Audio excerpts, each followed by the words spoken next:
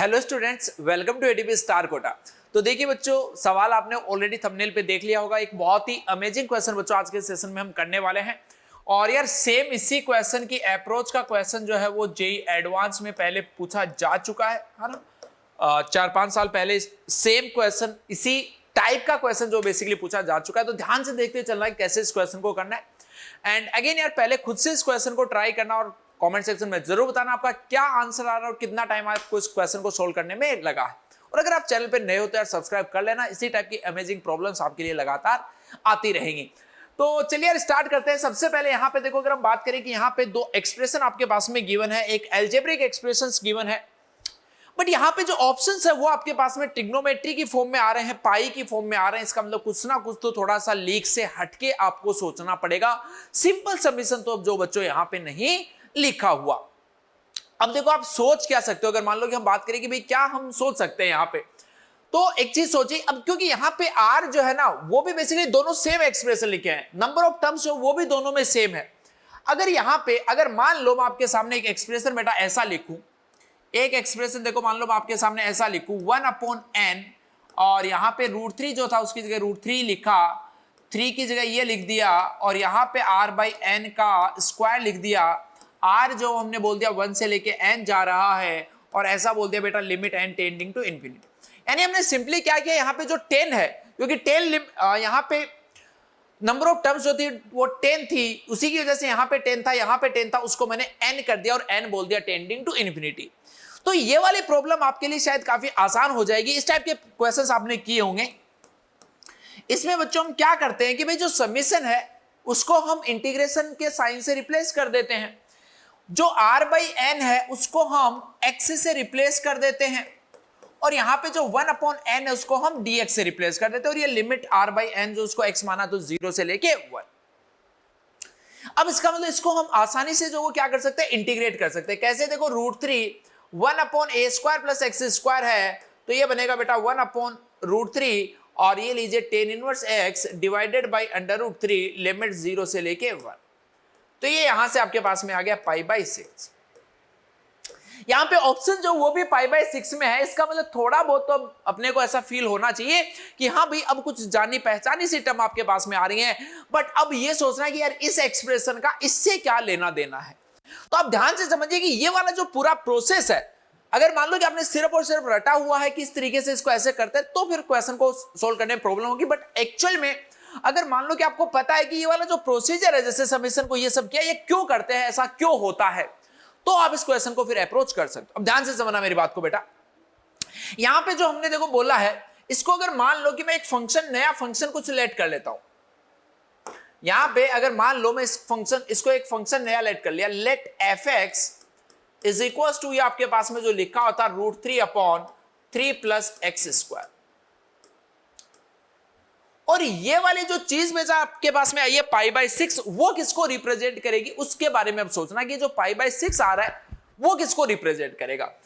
तो वो बेसिकली ये वाला जो कर्व है उससे बाउंडेड एरिया को रिप्रेजेंट करेगा। ये सुनो, तो यहां पे देखना जरा, अब इसका कर्व मेरे को ड्रॉ करना चाहिए। और कर्व के लिए यार आपको एक चीज समझ में आ रही होगी कि x की वैल्यू को 0 से 1 के बीच में कर्व ड्रॉ करना है। x की वैल्यू को जैसे जैसे इंक्रीज करेंगे ये ओवरऑल डिक्रीज होगा, ये मेरे को डायरेक्टली मैं ऑब्जर्व कर सकता हूं। स्टिल अगर मान लो कि आप एग्जैक्टली चाहते हो तो इसका भी डेरिवेटिव फाइंड कर लीजिए। तो f(x) देखो क्या होगा, माइनस का √3 आप बाहर ले लीजिए, 1/3 प्लस x² का x², 1/x का माइनस 1/x² और ये लीजिए 2x। x अगर 0 से 1 में है तो ये पॉजिटिव, ये पूरा पॉजिटिव, तो ओवरऑल नेगेटिव, यानी f(x) आ गया बच्चों कैसा, नेगेटिव। और अगर f(x) आपके पास में नेगेटिव आ गया, इसका मतलब क्या हुआ कि ये फंक्शन जो है वो डिक्रीजिंग फंक्शन होगा।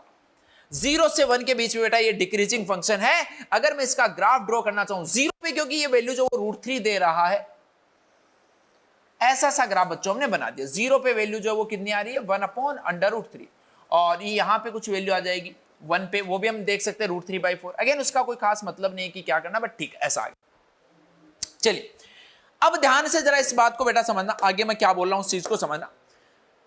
ये हम अब आपको पता है कि ये जो π/6 आया है वो इस कर्व से बाउंडेड एरिया आया है, यस और नो। अब एक बात को समझो जरा कि यहां पे जो P लिखा हुआ है, अगर मान लो मैं एक बार P की बात करूं तो P क्या है एक्चुअल में, आर की वैल्यू जैसे आपने 1 डाली तो ये लिखा हुआ 1/10। तो यहां पे देखो आर की वैल्यू अगर 1 डाल रहे तो √3/3 प्लस 1/10। अब ध्यान से देखो एफ एक्स आपके पास में ये था, एक्स की वैल्यू अगर 1/10 डाल देंगे तो ये वाला एक्सप्रेशन मिल जाएगा कि नहीं? बिल्कुल मिल जाएगा। इसका मतलब मैं ऐसा बोल सकता हूं कि ये लिखा हुआ FO 1/10। नेक्स्ट अगर आप फिर से बात करें तो 1/10 इंटू में बच्चों ये FO 2/10 बनेगा और ये सिलसिला ऐसे चल के 1/10 इंटू में FO 10/10 तक जाएगा।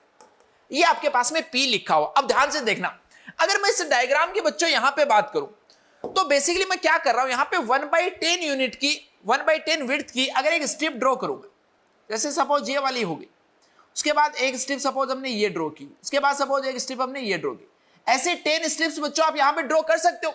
और इनकी लेंथ या विड्थ की अगर हम बात करें तो वो कितना 1/10। ये नेक्स्ट वाला अगेन आपके पास में 1/10।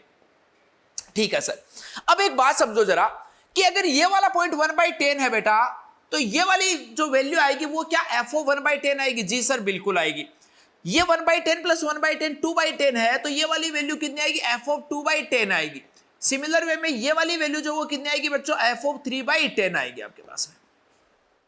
अब ध्यान से मेरी बात को समझो जरा, इसने क्या बोला है? 1/10 इंटू FO 1/10। इसका मतलब क्या है कि 1/10 लेंथ की एक अगर मान लो मैं रेक्टेंगल स्ट्रिप ले लूं तो ये जो रेक्टेंगुलर स्ट्रिप है इसका एरिया बेटा क्या होगा? 1/10 इंटू FO 1/10 होगा। बिल्कुल। अगली अगर हम बात करें 1/10 इंटू में FO 2/10 की बात करें तो ये वाला एरिया आएगा। नेक्स्ट अगर हम बात करें तो ये वाला एरिया आएगा। इसका मतलब यहां पे जो 10 स्ट्रिप्स आपने लिए उन सारे एरियाज को अगर मिला दे, सारी रेक्टेंगल्स के एरियाज को मिला दे तो आपको P मिलेगा।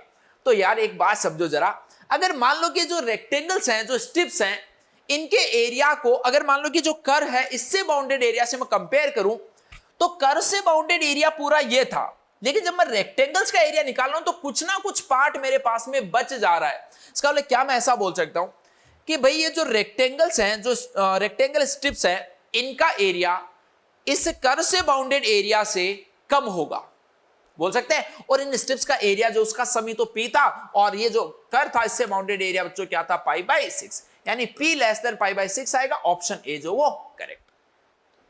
चलिए अब Q की बात कर लेते हैं। एक बार मैं यहां पे फिर से लिख देता हूं आपके पास में कि Q जो वो बच्चों क्या लिखा हुआ था? Summation of 1/10 into √3 divided by 3 plus R/10 और इसका स्क्वायर, R जो वो 0 से लेके 9 जा रहा है और जो फंक्शन बच्चों हमने fx लेट किया हुआ है दैट इज √3/3 प्लस x²। इतना ही नहीं, हमने इसका ग्राफ जो है वो भी ड्रॉ कर लिया है। ग्राफ fx जो उसका आपके पास में ऐसा सा कुछ आ गया था, ये 0 पे 1/√3। चलिए अब देखो अगेन हम बात कर रहे हैं, हमने फिर उसके बाद में ये भी बात बोल दी थी कि 1/10 लेंथ जो है या विड्थ जो उसकी स्ट्रिप्स हमने ड्रॉ की, तो सपोज ये वाली ले, नेक्स्ट ये वाली, नेक्स्ट ये वाली, ये स्ट्रिप्स हमने अगेन 10 स्ट्रिप्स वो ड्रॉ कर दी। ये लेंथ बच्चों कितनी है? 1/10। ये वाला पॉइंट कितना होगा? FO 1/10। इस पॉइंट की अगर मान लो मैं बात करूं तो ये क्या होगा? FO 0। इस पॉइंट की अगर हम बात करें तो ये क्या होगा? FO 2/10। इस तरीके से ये चलता रहेगा। चलिए अब यार इस चीज को देखिए कि Q क्या लिखा हुआ है। R की वैल्यू अगर हम 0 डालेंगे तो 1/10, R की वैल्यू 0, इसका मतलब यहां पे 0 डाला है तो FO 0। नेक्स्ट क्या आएगा? 1/10 इंटू में FO 1/10। नेक्स्ट क्या आएगा? 1/10 इंटू में FO 2/10। ये सिलसिला ऐसे ऐसे चलता रहेगा, लास्ट में कहां तक जाएगा? 1/10 इंटू में FO 9/10। यार ये आपके पास में ऐसा आ गया। अब इसको ऑब्जर्व करो और देखो कि ये किसको रिप्रेजेंट कर रहा है? 1/10 इंटू FO 0। 1/10 ये लेंथ है, FO 0 ये वाली लेंथ है। अब इस बार रेक्टेंगल, इस रेक्टेंगल के एरिया को ये रिप्रेजेंट कर रहा है। फिर नेक्स्ट 1/10 इंटू FO 1/10 तो ये लेंथ है ही और FO 1/10 ये है, तो इसका मतलब ये वाला रेक्टेंगल, नेक्स्ट ये वाला रेक्टेंगल, नेक्स्ट लास्ट में ये वाला रेक्टेंगल। अब आप यहां पे समझ पा रहे हो कि जो सारी रेक्टेंगुलर स्ट्रिप्स जो है इनके एरिया को अगर मिला दिया जाए तो ये जो कर था इससे बाउंडेड एरिया से वो एरिया क्या आएगा? ज्यादा। यानी हम क्या बोल देंगे कि भाई Q जो है उसकी वैल्यू π/6 से क्या होगी बच्चों? ज्यादा। यानी कि यहां पे ऑप्शन सी जो है वो क्या होगा? Correct answer. तो ए एंड सी बच्चों इस क्वेश्चन, पर्टिकुलर क्वेश्चन के लिए करेक्ट आंसर हो गए। ओके, तो एक काफी अमेजिंग प्रॉब्लम थी। आई होप आपको बच्चों मजा आया होगा। नेक्स्ट आप कौन से चैप्टर की प्रॉब्लम चाहते हो वो भी आप बच्चों कमेंट सेक्शन में जरूर बताना, उसी चैप्टर की प्रॉब्लम आपके लिए लेके आने वाला। Okay students, best of luck.